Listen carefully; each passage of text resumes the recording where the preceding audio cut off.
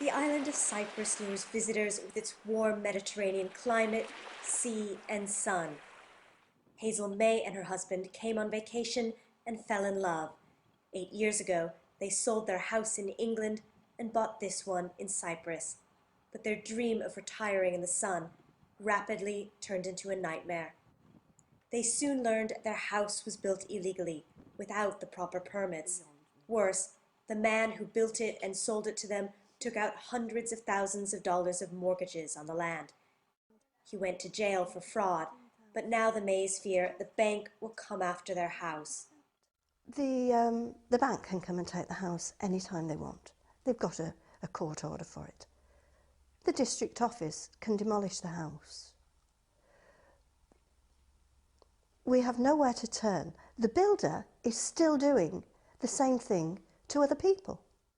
The Mays feel trapped. She has cancer, and they want to sell the house and downsize. But with all the problems and the developer's outstanding debts, they can't get a title deed. No, we can't sell this house. What, would you buy a house that doesn't belong, that's never going to belong to you? That's got no planning permission? We have no address. We've got electricity illegally. We've got nothing, we have nothing that says that this house belongs to us. After 8 years, we have nothing that says that this house belongs to us. The Mays aren't alone. An estimated 130,000 properties in Greek Cyprus lack deeds. Many of those are mortgaged by developers or built illegally. Over the last 10 years, developers have built tens of thousands of new houses in Cyprus, many of them bought by foreigners. But the economic recession has hit the industry hard, and many now fear that lack of regulation during the boom years means that serious troubles lie ahead. Cyprus's property industry has now collapsed. Between 2007 and 2009, the number of houses sold to foreigners dropped 84%. There are thousands of empty and unfinished houses, some being offered at 30% discounts. If developers go bust, many fear the banks could seize houses built on mortgaged land.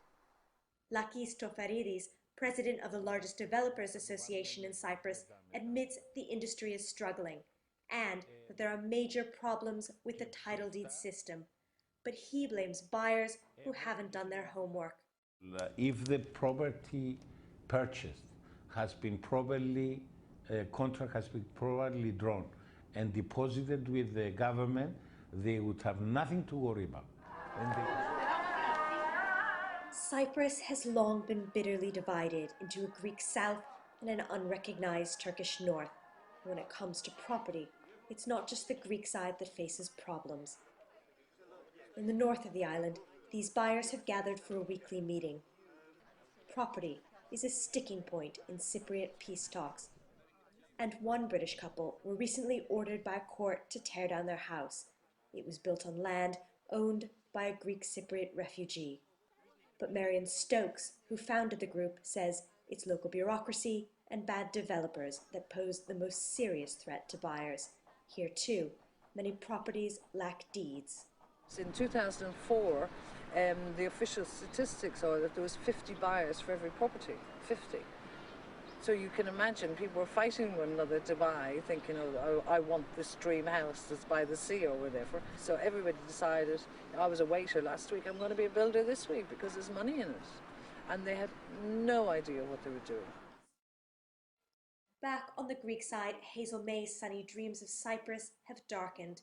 Governments on both sides say they're working to fix the problems, but May is skeptical that anything will change. On location in Cyprus, this is Nicole Itano for Global Post.